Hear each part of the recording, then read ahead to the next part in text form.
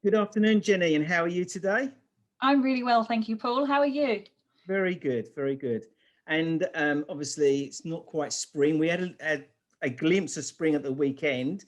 We're going into winter again, but I'm sure we're going to come back into spring. We did. Yeah, I think it was a bit shocking for everybody. Everybody thought it was spring. They were out there, the sun was shining, we were in double figures. Even some of the bees were starting to buzz around, weren't they? But unfortunately, it does that sometimes with our weather. It gets another cold snap on the front, and we all have to find the jumpers again, don't we, for a bit? I did see an amazing video clip that your son did of a bee. Was that at the weekend, or when was that? Yes, it was. It was amazing. We went out for a little walk, and I gave him my phone, and we were watching these amazing bumblebees jumping between crocuses. And there was one that literally it was drunk on pollen and nectar. It was so happy, and it literally was in one of the crocuses, and there was another one really quite next to it, and it literally just kept going between the two. And the clip that I've actually put on social media is one that was actually coming out of almost like a closed crocus, so you couldn't really tell what it was, and it was buzzing around inside, and then it actually came out, and they were trying to. It was amazing the size of it, wasn't it? Amazing the size of the bee that came out. Yeah, it was just beautiful, wasn't it? And it was so lovely to see. And he was just mesmerized. My son's 12 years old, and he was mesmerized, and we just watched, and we love that. We just love taking it in and engaging with nature and just watching. There's nothing more happy in a way watching a buzzy bee buzzing around doing what they love doing, and when the sun's shining and the flowers are there, it really did feel like spring, didn't it? It did. And Jenny, I can feel the passion already. We've just started this interview as such, and I'm melting already on the passion you've got for wildlife and bees, etc. And obviously your children and the family side of this. So Jenny, before we get too deep into your passion, can you give us some background into yourself, of where you come from and how you got into this? Well, in terms of where I've come from and who I am, and the passion that I hold for wildlife, it's always been there. It's the way I was brought up, I guess, really. I was brought up in the countryside, so I was very, very fortunate that I was brought up in the countryside. My father was a policeman, so we lived in a police house. We had the woods behind us. We had the wreck, which is actually officially known as the playing field, but we used to call it the wreck, in front of our house. We had a farm literally just down the road. And my sister and I used to jump out of bed in the morning and see how many rabbits were eating my dad's cabbages and lettuces in the garden. And we used to count them from the bedroom window. So being brought up in that village idyllic surroundings as I was, and I was the youngest of three siblings, I think it was a natural thing for me to always love and adore nature. I think really also, Paul, the television programs gave us that insight into nature across the world. So it showed us with the likes of David Attenborough and Steve Batchel and Chris Packham and just all the presenters that have just been amazing, that have given us the information and the knowledge and the glimpses really of wildlife on the other side of the world, and that have kept our interest, and I've just absorbed all of that, and I guess from their passion as well. So when I later found myself being a parent and having the responsibility of children myself, it was a natural thing to me to encourage them to respect and love nature, and And we really do share those moments where we see amazing things, like, for instance, the bee hopping around on a you know, the happy bee hopping around on a crocus flower. It was really special just to stand and watch it and take it in, the fact that that's a life form. It has a purpose. It has to collect a certain amount of pollen and nectar every day. And usually for bees, it's around 2,000 flowers they need to visit, something like that. Yeah. And so to kind of comprehend that and understand that that bee's got a mission, it's got something that it needs to do, and it's navigated by the sun, and it can allow itself to go to all the flowers that it needs to get to and then come back to them again the next day. It's just mind-blowing, just mind-blowing. And I think for children to you know, take in those concepts and understand nature around us, and to have that engagement with nature, I think can only be a good thing. Yes, I totally agree with you. And so this is your growing up, your childhood, what did you do as a job? What was your pastime regarding your job? I've done a few things, actually. I have done a few things. Started off working in pubs and restaurants, part-time job. Oh, my very first job was when I was about 9 or 10 years old. I was a kennel maid, and I worked with dogs in kennels and a cattery, and with the cats, and I just loved it. I just wanted to be with animals and working with animals, and it was just lovely. From there, I went to university and college, and the whole education that went on. Then I started working in London in graphics and advertising. Then I started working for a radio station, which I loved. I loved working for a radio station. And I loved the whole media element of it, and the fact that through voice you can really engage with people. So I loved the whole medium of radio. Then I spent some time in New Zealand, working in sponsorship and promotions in radio. So really, it really came into the marketing sphere in a big way, I think, my career.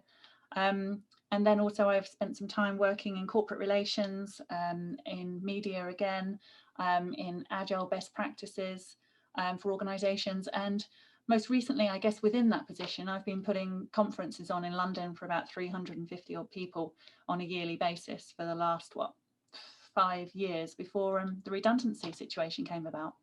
Right. And then, is that, go on. Well, I was just going to say, through that process, it was around that time that the great Sir David Attenborough said, you know, the Garden of Eden was no more, and the report came out that bees were in decline. And it was very strange. I was going to work every day doing a job, but I wasn't helping the environment in any way with my day job. And it started to make an impact on me that it didn't matter really, because the world is in trouble, the climate's in trouble, and I'm not helping it at all. I'm not doing anything. I mean, I was recycling, and we were going out, and we were putting nest boxes up in the woods. I was doing everything I could with my children in my spare time, but I needed my job to have more of an impact on my soul, really. And is this where Phoebe started to come about? She did, yeah, absolutely. It was around that time, 2019, when David Attenborough said those words: the Garden of Eden was no more. Not that it was disappearing, not that it's in trouble. He actually said, Paul, that it was no more. And that really rocked me. And then that report came out about the bees and all the insects being in major decline across the world. 97% of our meadows gone, all that kind of information came out. And I just thought, what can I do? I need to do something, because I'm feeling anxious about this for our future, for my children's future. And I know myself through mindfulness and through all the agile workshops and everything we've been in, and I've sort of orchestrated and coached, that if you actually get involved in something, that's going to make you feel a lot better about it. So I thought, what can I do with my skills, with skills of my friends around me as well? What can we do to actually make a difference here?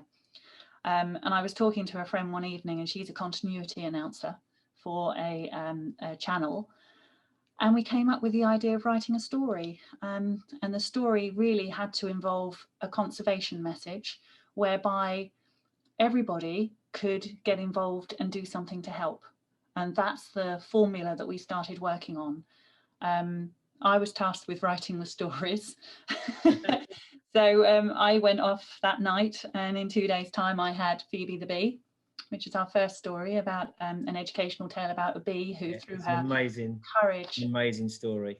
Oh, thank you. No, that's very kind of you.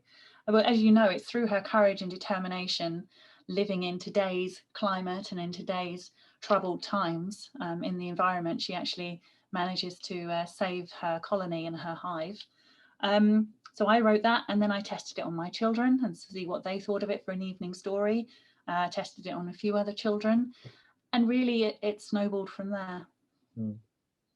I took one read of and I can't remember where, I think we met, I'm guessing, did we meet on LinkedIn or through, I think I see a post of yours, and I read it, and I read the book, and inspired straight away. Had to buy more books.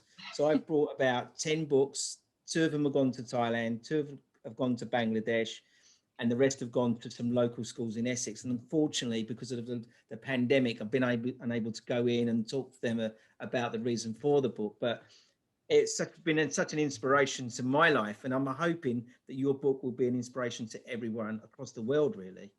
Thank you. I mean, it was incredible when you purchased our books and you sent them to Thailand and Bangladesh, and we got the feedback from them. That was just an amazing moment. It really was. And I knew we'd kind of made an impact with you, because you went out and bought like a garden bee was it bath or something, didn't you? Yes, I brought a bee bath. Yeah, that's right, a bee bath. And you were showing me pictures, and I just thought that was so lovely. And you were buying lots and lots of lavender for your garden as well, weren't you? Yes, I've got all my lavender all planted. It's all I ready. know. I just thought that was so lovely, because it's not like, I mean, because we've got 97% of our meadows have gone in the UK. Everybody's gardens, window boxes, window sills, balconies outside can make a real difference. I mean, anybody that can plant some wildflower seeds or sow some wildflower seeds can really help. I've gone out and purchased this. It's just for the benefit of the podcast today. I brought some. It's called Bee Happy Flower Seeds. That's fantastic. So that's ready to go into maybe a pot or something this year to try and encourage some form of meadow. Because my garden isn't a meadow as such, but I'm going to try and see if I can encourage a meadow to grow in some pots. That would be wonderful. Very easy though. It's very easy. You know, buy some seed, very low cost, small pot. Just look after it. And that's all if everyone did that, it would make a big difference, I think. Exactly. That's what we're trying to encourage. And that whole feeling of doing something. And I don't think there's anything more valuable really for a child, for their learning, for their experience when they're young, to actually plant some seeds, throw some seeds on the ground, 3-4 months later, they actually start growing. And then that child will realize when the bees and the pollinators come along to those blooms that they've actually played quite a major part in making that happen for that life form that is now benefiting from their actions. And I think for a child to actually realize that's a moment that they're going to understand. And I think that's a beautiful thing. And for us to be part of that process, I'm delighted. I really am. Yeah. And you know, the bee is probably one of the part of our ecosystem, isn't it, across the world? If we was to lose that bee, we would lose everything.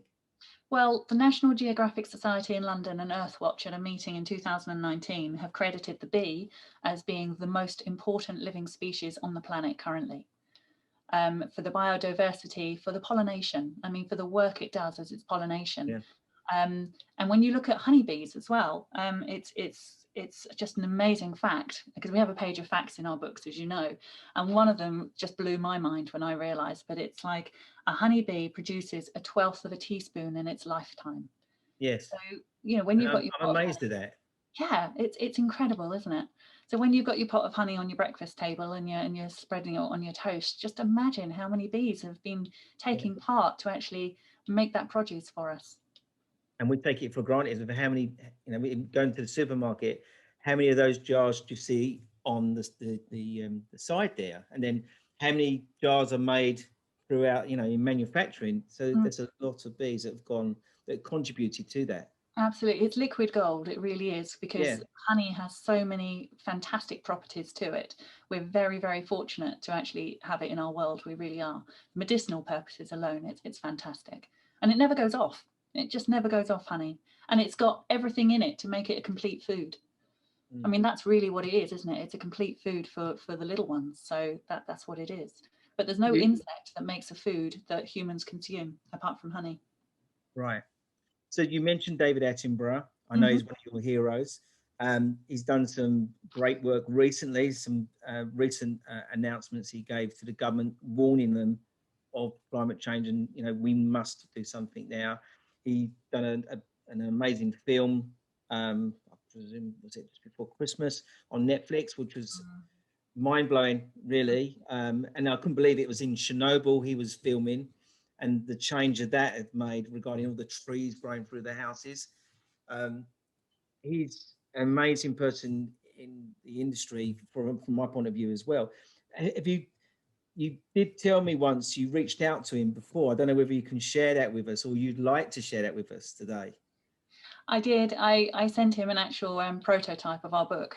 And the reason that I desperately wanted to do that and I wanted to connect with him was the fact that I wanted to let him know, because it was almost like every program we watch and every interview he conducts, he's pleading, absolutely pleading with us all to do something, because time is running out and we all need to wake up to this situation that's occurring around us, that some people are just sleepwalking about. They don't realize, and he's pleading to us. And so I wanted him to know from my heart really what we were doing, what action we were taking. And so I sent him a prototype. And you're right, Paul. Yes, I received a lovely letter from him, which was just so lovely. And I received the letter, or he wrote the letter back to me the same day he received our letter, which was incredible. And now I read on his interviews that he receives probably about 70 or 80 letters a day. And he's asking for people to send through self-addressed envelopes if they want a reply. So I think I got in a little bit earlier. But it was just so lovely to have his blessing. He was so gracious. He said, I'm delighted.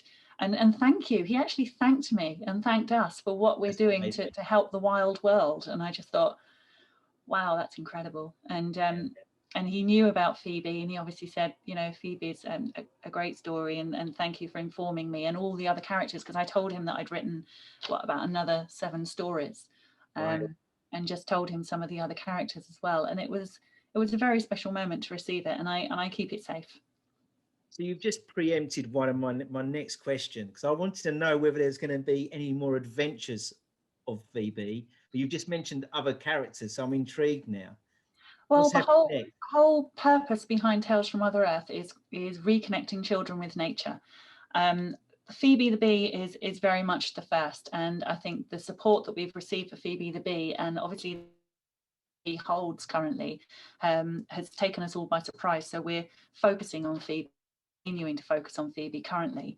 But behind Phoebe there is Spike the Hedgehog, where we're teaching everybody the fact that they can put holes in their fences and help the hedgehog highway, because hedgehog it's the nation's favorite mammal, and yet it's on the red list to extinction in this country, which is shocking. And again, it's an awareness campaign to let people know what they need to do to look after hedgehogs in their area. There's things we can all do that are simple for us, absolutely simple for us, but it will encourage more wildlife into our gardens, and it will look after these little characters, these little hedgehogs that are that they don't want to hit a brick wall. They need to hit an area where they can roam, and there's little things we can do to help that.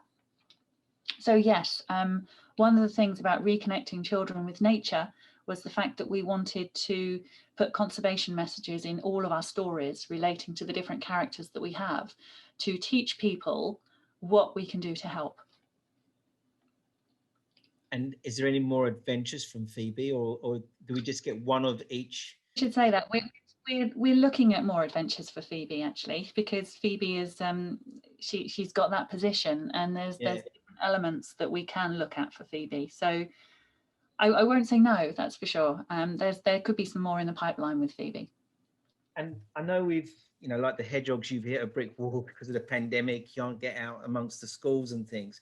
What's your plans for the schools? How are you going to get into the schools? Oh no, we haven't hit a brick wall in terms of. No. What I mean is, because you can't get in front of them at the moment. I think at the moment. I think I think with our plans with the schools is to work with organisations and associations that are working with schools as well. And we can together, I thoroughly believe through this experience that more can be achieved if we all work together. More awareness can be grown, more development can happen, and we can all reach those goals that we're all striving for and the change that we want to see, growing back green and everything that follows with that. That's kind of a simplistic way of looking at it. I know it's a lot more complex than that in every detail, but that's like the helicopter overview, I guess, looking down. We are keen to work with schools, obviously, and look at doing our story workshops and that kind of thing as well through that process. So it really is, obviously, with the pandemic that we've had, we haven't been able to go out to nurseries, and we haven't been able to follow those opportunities. And rightly so, because obviously the schools have been closed and the pandemic's been on us. And this year, it's really all been about that whole resetting value of stopping. I mean, it's been incredible, really. We definitely know who's in control in the world, and it's not us. It's very much nature and biodiversity is in control because this pandemic is upon us, and we all need to listen a lot more to nature. And I think in a way we've been taught a massive lesson that you know, we're not the owners of this planet, we're the guardians, and I think that's a really important lesson to know. Yeah. Or the tenants in some cases. Yes, we are. We're only here for a very, very short space of time. When you look at time, I think is it 2 seconds we've been here or something? Someone's put it down to. If you look at the stretch in time, I think it's about 2 seconds, which is not a lot. No time at all. I just click my fingers if anyone wants. What's that noise? with all my guests and my interviews I do, I like to put the interviewee on the spot at the time. No. I haven't warned you about this. Tell me this. You didn't tell me this, Paul. Goodness. Okay, go on. Is there anything you can give back to? So my audience is the energy experts, but this is all linked because yes, it is. For me, energy experts, it's about energy management, it's about energy supply, and it's about the environment. So we're all coming together, this three-pronged approach. So is there anything you can give back to the audience today as a takeaway of what we all could be doing to make a difference? For me, it's about engaging children with nature, because how can you expect children to protect something in their generations when they're growing up if they don't love and respect it and learn to love and respect it when they're young? The greater purpose, I think, about currently is the waste issue, isn't it? It's the fact that we shouldn't waste. We should turn off our electricity. We should stop the dripping taps from dripping. I mean, it's incredible how many thousands of litres can go per day if you have a dripping tap that you haven't seen to. So, and it's the thing that David Attenborough's been saying, actually. It's don't waste anything. You know, every resource that we use is precious. But for me as well, it's that element, obviously, to connect children with nature. But that's down the line, isn't it? That's the next generation that we need to be focusing on. But if you're focusing on the day and right now, it's very much a case of stop the waste and then focus on the children. Yeah, and I love that word, precious, because it is precious. You know, that B is precious, energy is precious, it's all precious, and we need to look after it, and we need to, as you say, teach our children to do that. We're doing it now for our children, but we need to educate them going forward. That's amazing. I think also there's so many new opportunities that are coming out of this in you know, in a more green world, where we can combine solutions that are being developed, ideas that are being looked into. Green roofs, for instance, I mean, that should really be explored in a massive way. There's huge organisations out there doing great things with green roofs, solar panels, you know, energy saving, new forms of energy that doesn't strip the world of its materials, of its minerals. Yeah, that there's so much that can be achieved, and there's so much that can be done if we work together and pull our resources together. And I think there's even inventions out there that haven't been created yet that could be fantastic for us all as well. I mean, the whole thing about plastic. It's funny you mentioned green roofs. I've actually done a survey, and they had a green roof and a green wall as well. Yeah. So they had this garden growing up this side of the hotel. It's absolutely amazing. It was all collecting water Vertical and space. creating plant Yes, life. vertical space is so, so important. But Yeah. I mean, everyone's still marching ahead with building houses. And I'm thinking, well, as soon as you're building houses, that's a carbon footprint that you're taking from the land that you're not giving back. So if you could do vertical planting, or if you can do green roofing or something like that, then at least you're giving something back that's green, that's beneficial to the biodiversity. And I think there needs to be more in harmony. The more we take, the more we need to give back, and we need to protect our areas as well. And not just protect just on namesake. We actually need to protect and know that they are protected. They'll never be built on. Yeah. Jenny, it's quite funny because the podcast before this, two before this, I think, is a guy from Poland. He's an architect, and he's Okay. talking about sustainability. So the story is coming through now, and there's a lot of collaboration that I'm hearing on a regular basis. And because the world has shrunk, Zoom has opened up the world for us all. There's even more collaboration. There's more inventions coming. There's more ideas. You know, we would never have met. We live quite a long way from each other, but we're still communicating on a regular basis. The Yeah. world has got smaller. It has got It's going smaller. to happen. I'm sure Yeah. it is. Yeah, it has. There's more communication now, I think, than ever before, which can only be a good thing as well. And the more people that can collaborate, come together, amazing things can be achieved. And I'm completely believing that. And it's a great thing. In a way, isn't it a great thing that we're so fortunate in a way, and I don't mean that in a wrong way, but to be living through this time of great change. It's been brought upon us quite abruptly and quite dangerously in lots of respects, and it's been tragic for a lot of people, which is just appalling. And my heart goes out to those poor people that have lost loved ones through this process. But the pandemic, I think, has taught us a lot of lessons as well. And I think one of them is we've got to live more in harmony with nature. We cannot just think we're going in this direction and it doesn't matter about anything else, because we are all connected. We are part of nature. And I think we need to realize that. And I think through this process, we've had that moment to really gather our thoughts on that and understand that that is in fact the case. And what are we going to do? Because like we were talking earlier, even the economists are now saying that biodiversity and nature go hand in hand with our own health and well-being. And it's in line with us. If it goes out of line with us, then we are in trouble. So that's a huge change in narrative that we haven't heard before from the economists, let's face it. Yeah. So I think we are all waking up to the fact that we all need to do something, because behind this pandemic, we've obviously got that greater wave called the climate crisis. And 2 years ago, we were saying in 10 years' time. I mean, I heard the other day that some of the ice shelf in the Arctic's got a big crack through it now. It's getting closer. Definitely it's a worrying time. It really is a worrying time. But also, I'm one of those people that like to look at positives, I guess, or try to look at positives and try to keep hope and try and keep focused. And I still believe we can turn this around. Yeah. But it's I okay. agree. Everybody works together. Yeah. And the energy sector, I think, is an amazing group of organisations, and that have the power to do something that's fundamental in these changes that we're going to be needing. Totally agree. Jenny, it's been amazing catching up with you. You are, for me, an inspiration. I've read your books. I had to buy them. I had to share the story. The beautifully written, beautifully, the artistic work is excellent. I love the way it's been finished. The book, it's really, really good.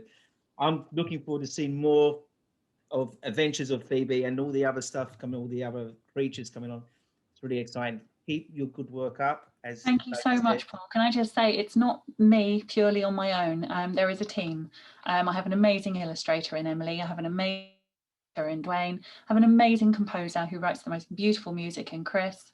I have Mother Earth as our narrator, and I'm part of this process. I'm part of this team, and I couldn't have done it without members of this team that we've pulled together and we've made happen. And the more children we can connect with nature through our books, through our storytelling, which, let's face it, is old as time, isn't it? Storytelling. And the fact that our stories are coming from Mother Nature, which has that nurture and nature element to it, with a bit of authority there as well. Hopefully children can relate, can engage, can listen, can enjoy, can get a lot out of our books that we've put in together, our storybooks. Well, my little girl in Thailand, Guitar, loves it. Oh, She really did enjoy the story. That's so wonderful. Well, please tell her to colour in that the picture in the back and send it through to us, because I'd love to put that on our social media. I will speak to her. I will speak to her and get her to do that. Yeah, in fact, photocopy it for the whole class and get the whole class to send them back. I'd love that. We do get colouring pictures, and I got one the other day from a little boy called Albert, who's 4, which was just so precious. Oh, bless. So we do get them sent in to us, and it's so lovely to receive feedback. So thank you for your feedback, Paul. I've really appreciated it. We're on social media as well, so please, anyone, find us on social media. Do you want to plug your Facebook pages and things? Oh, I can do, thank you. We're on Twitter, on at Tales Mother on Twitter, and Tales as in TALES, not the dog tail, obviously. And we're on Facebook at TF Mother Earth. So TF Mother Earth on Facebook, and I'm on LinkedIn. And I think you're right, Paul. That's how we did meet on LinkedIn. Yes, we did. Which is great. You and your family, especially your children, be safe. Thank you. You too. And we will speak very soon. Thank you very much. Look forward to it. It's always a pleasure to catch up with you, Paul. Take care, won't you? Thank you. See you later.